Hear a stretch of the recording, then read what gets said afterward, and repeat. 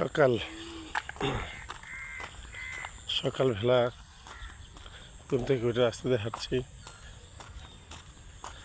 এমন সময় মন খারাপ হয়ে গেল। অনেক কষ্ট করে যাও, আমরা কৃষক মানুষ, একটু জমি করেছি, সেই জমি বৃষ্টির পানিতেই তলিয়ে যাচ্ছে।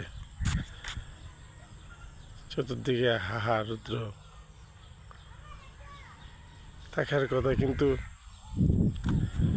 এত বৃষ্টি অনাবৃষ্টি এভাবে বছর যে কেমন আসে এক আল্লাহ ছাড়া কেউ জানে না।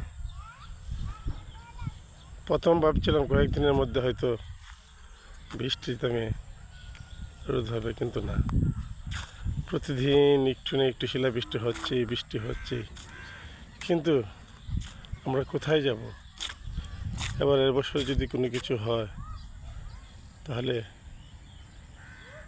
মানুষ দুঃখ দুর্দশার কোনো শেষ থাকবে না। দেশের মানুষের অনাহারে থাকতে হবে, দুর্ভিক্ষ দেখা দেওয়ার সম্ভাবনা আছে।